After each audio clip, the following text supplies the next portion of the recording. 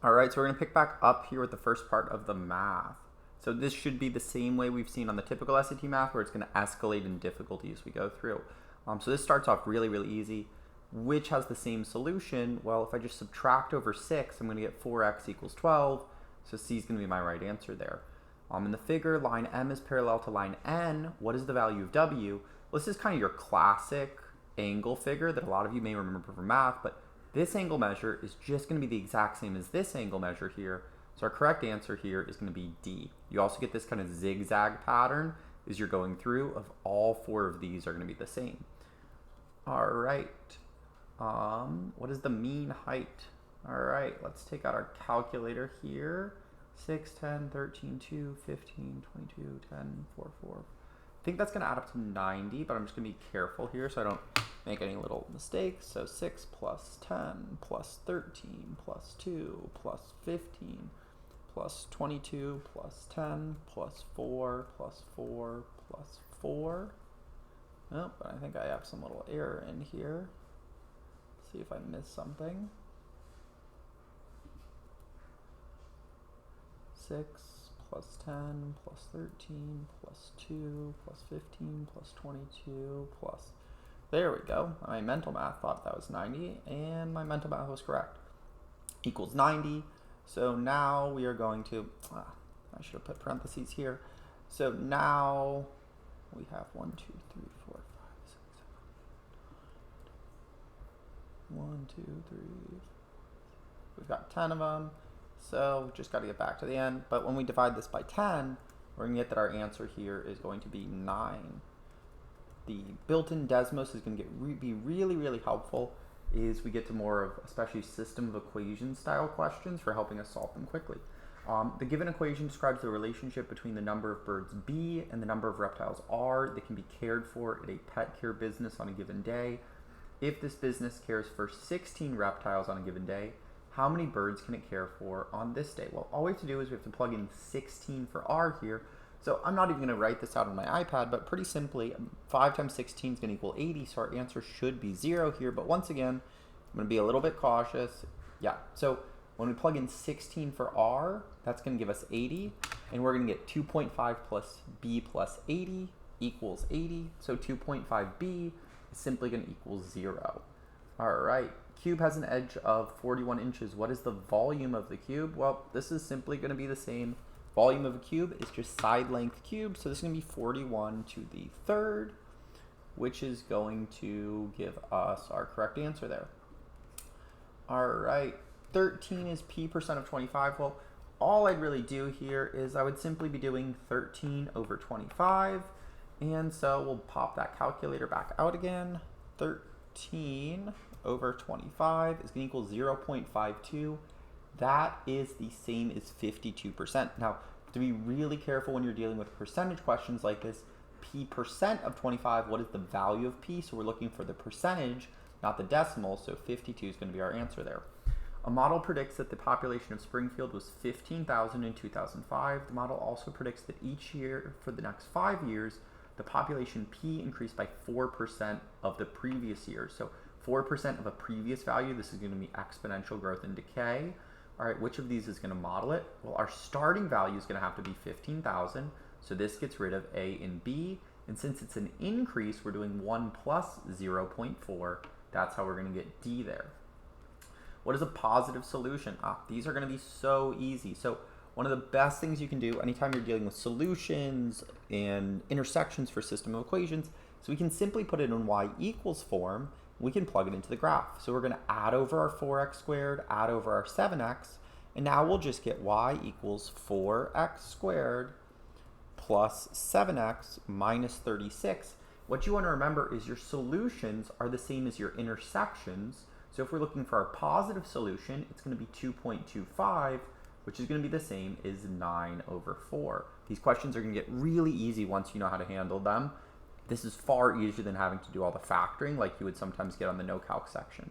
All right, so we're dealing with dot plots, so this is probably a statistics question. All right, which statement best compares the standard deviations of the number of glue sticks brought in by each student for the 2 classes? Well, standard deviation is all about the spread of the values. In these, we have 1, 1, 1, 1, 3, 3, 4, 4, 5, 5, just being super careful here, 6, 6, 7, 7. So I'm just looking at not the actual number, I'm looking at how many are distributed in the different positions. And since they're evenly distributed in all the same positions, standard deviation has nothing to do with the actual values, it has to do with the spread of the values. So the standard deviation for these is going to be the same. So let me just read this really carefully to make sure I'm not missing anything. Standard deviation of the number of glue sticks brought in by each student for class A is equal to the standard deviation of the glue sticks brought in for those in class B. That's going to be correct there. Statistics is always something that takes a little bit of time for students to get comfortable with, because it's typically not something many students have seen when they're taking the SAT, digital SAT. The graph of y equals f of x is shown where the function f is defined as f of x equals blah, blah, blah. All right. For how many values of x does f of x equal 0? Remember, f of x is the same as y, so we're really just looking for how many x-intercepts are there. So 1, 2, 3, that's all we're dealing with for this question. All right, the exponential function g is defined by, all right, we'll jump back down to the iPad here when my stylus wakes up.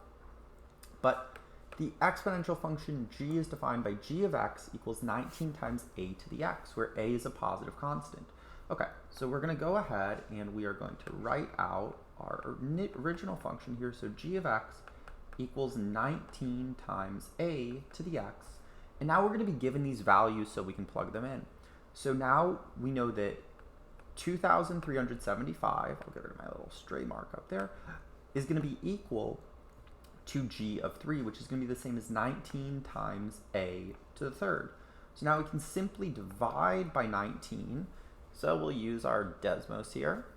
So we'll do 2,375 divided by 19. I think, there we go, 125. So we'll get that 125 equals a cubed. That means that a is going to equal 5 here, right? Because we said a is a positive constant, so we don't have to worry about the negative 5. So now we know our whole function. Our whole function is going to be g of x equals 19 times 5 to the x. So if we're looking for g of 4, we're simply doing 19 times 5 to the 4th. So we'll go ahead and do this. So 5 to the 4th equals that, and we're going to multiply that by 19, and that will give us our correct answer of 11,875. All right. Once again, Desmos is going to make your life so easy for a lot of the stuff on this test once we know how to do it. If we're looking for a solution to these two things, we're just seeing for an intersection. So I simply can graph my two equations. First one is y equals 6x minus 12. Let's see if we can expand this out. There we go. And the second equation is y equals x minus 2 times x plus 4. And, there we go. Thank you, Desmos, for catching my error. All right, so solution is just going to be at 2, 0. That's it. All right, so let's see if we get that answer. And we do. Easy peasy with Desmos. All right, triangle FGH is similar to triangle JKL, where F corresponds to angle J, and angles G and K are right angles. Now, you absolutely would be fine to go ahead and draw all of this out, but this one actually looks like it's pretty easy because what we know is F corresponds to angle J. If sine of F is 308 over 317, sine of J is also going to have that exact same ratio because since they're corresponding angles, their sine, their cosine, their tangent ratios are going to be the exact same. So we don't even have to draw this out. But if you ever got one that's a little trickier, drawing out the two triangles, labeling the corresponding angles is going to make your life a lot easier as you're working through these if it's a little bit more difficult than this. But F, J, yes, just want to make sure I'm not going to make any mistakes here. All right, the function f of t equals 60,000 times 2 to the t over 410 gives the number of minutes in a population t minutes after initial observation. How much time in minutes does it take for the number of bacteria to double? Well, it's just going to be 410 because when we plug 410 in here, we're going to be doing 2 to the first, which is just going to be doubling our initial value. You always could, for a question like this, if you don't feel as comfortable or if you feel a little bit iffy, one thing I could always do is I could simply kind of check this. I know my initial value is 60,000, so if I plug 410 in to this equation, and it goes ahead and gives me 120,000, so to the 410 over 410, oops, and I think I had a little desmos error. Oh, because I did on the graphing portion. All right, but if we do this, I just didn't format right, but this will still give us 120,000. So this gives you a way that you can kind of fact check these by plugging values in. All right, but 410 is going to be our answer there. In terms of, all right, SAT favorite is back. Given equation relates to distinctive positive numbers pj, pk, and j, which equation correctly expresses 4j plus n in terms of p and k? Well, I'm just cross multiplying here. So I'll write this out just so everyone can follow along, but we'd get p equals k over our 4j plus 9. If we're solving for in terms of 4j plus 9, first thing I do is cross multiply, and so I'll go really slowly with the steps. 4j plus 9 times p equals k. Well, if we're now isolating for 4j plus 9, we're simply dividing by p, and that's how we're going to get that 4j plus 9 is the same as k over p. That's going to give us our correct answer there.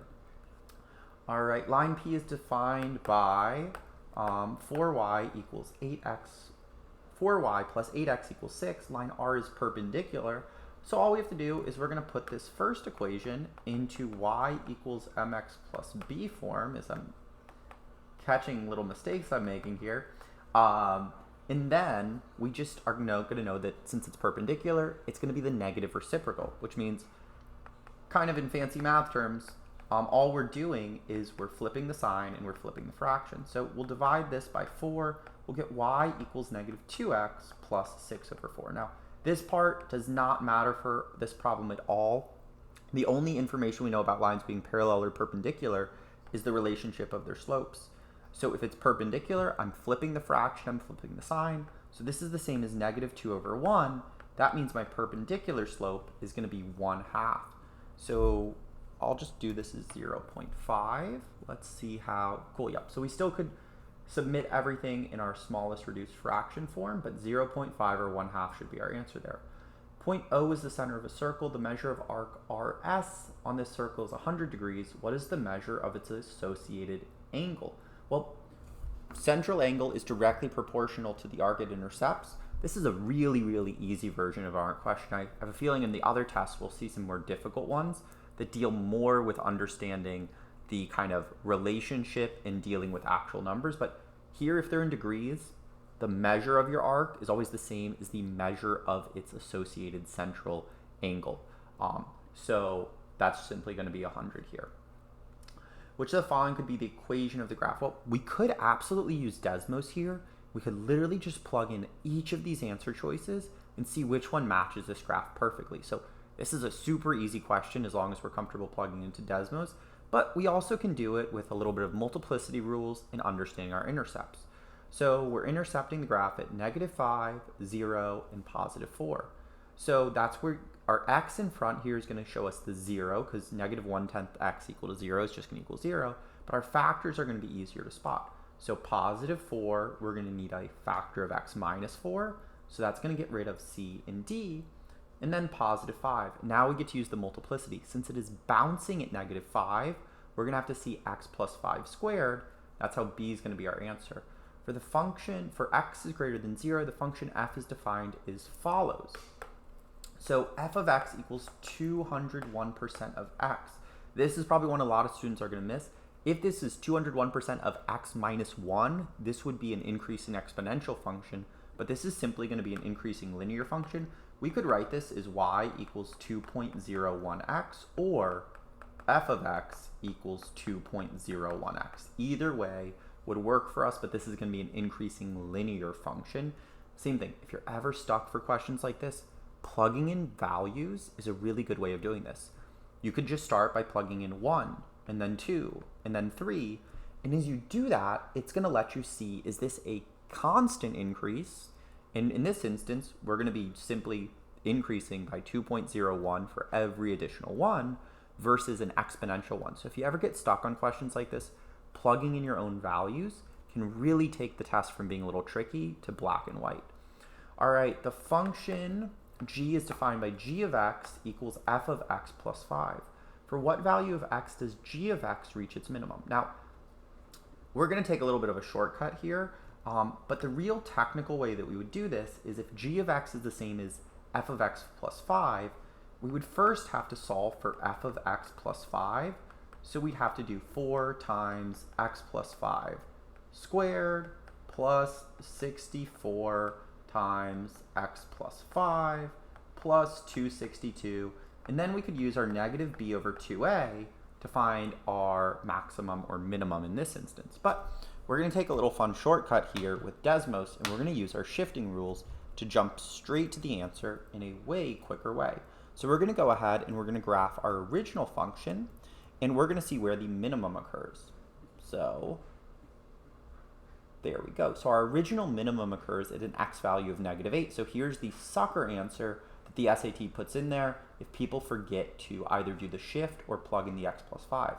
Well, now if we're doing x plus 5 in our parentheses, that's telling us we're shifting 5 units to the left, so A is going to be our correct answer here. But as I said, if we want to be really careful, do this the super math way, we could always plug this in, and we're cruising through the math at this point, so I'd have a ton of time to go back and check any work. All right, the table shows the results of a poll. So we'll get rid of this, but we're going to bring back the calculator because this looks like it's a ratio question. A total of 803 voters selected at random were asked which candidate they would vote for in the upcoming election.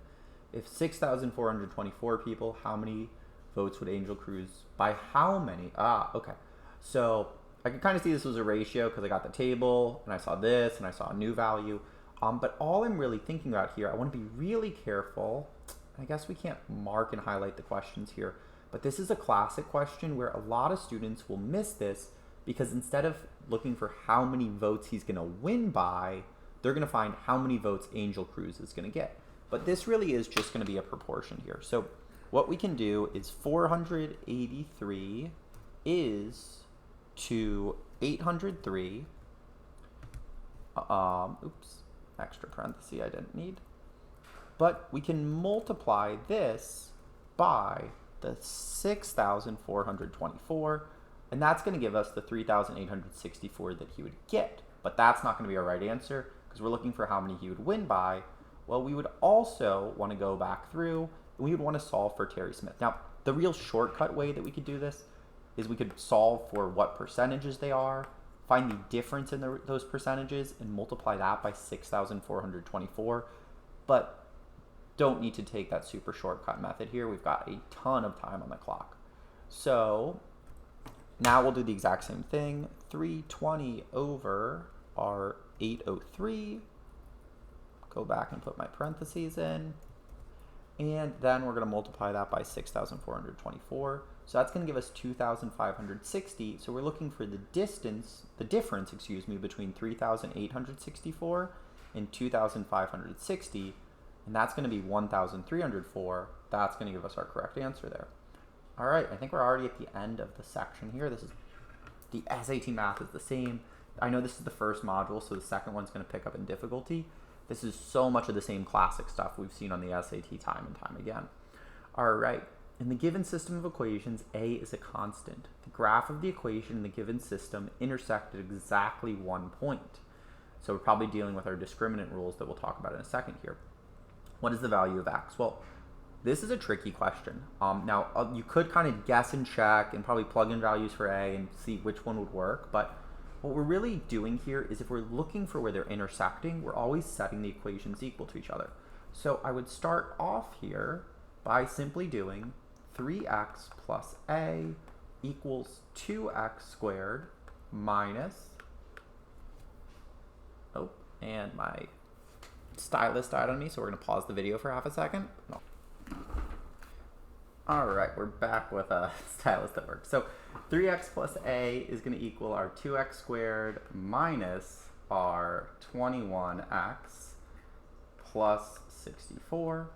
And now I get to use the fact that since they intersect at exactly 1 point, this is also going to deal with our discriminant rules. So this means we're going to have one solution, which means that b squared,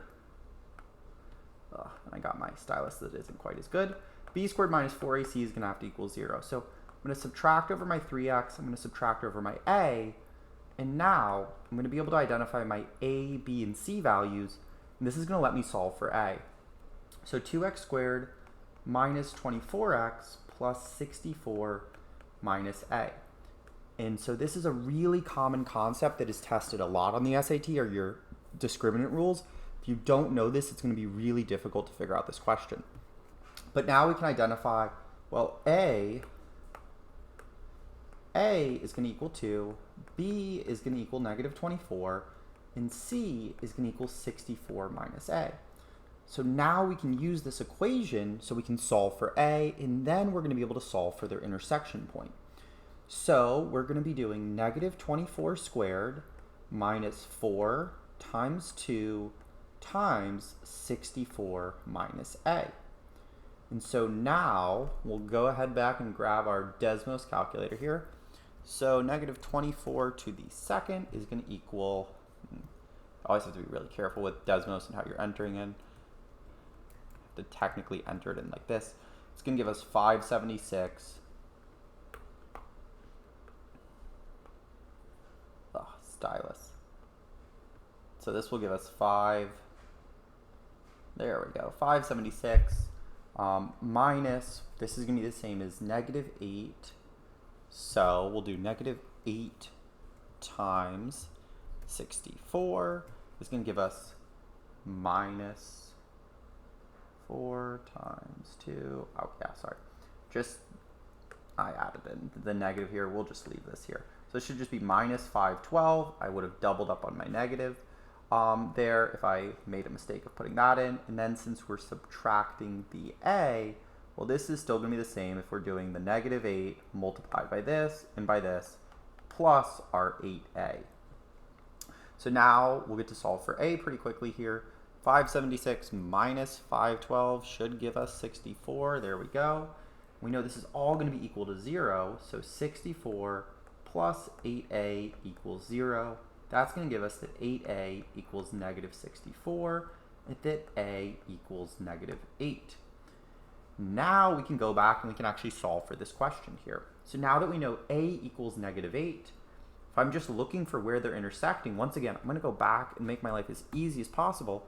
I can just graph these two. So I'm going to have 3x minus 8. And my other equation is simply going to be the y equals 2x to the second minus 21x plus 64. All right, and let's see where they intersect at the point 6, 10. That's their one intersection. So our correct answer here is going to be C. So a lot of the exact same SAT math that we have seen. Honestly, really easy, really easy first module. So we'll see as we jump to the second module if it gets a little bit more difficult. But I'm going to come back with a second video tag for that one so I could recharge my stylus that works way better. If this helped you out, please like and subscribe. Drop any questions you guys have about the digital SAT in the comments below. And make sure to turn on notifications. I'm going to be doing walkthroughs for all of the different tests here, as well as putting together a lot of helpful tip and trick videos about how you can best study and how you can approach some of the new commonly tested question types.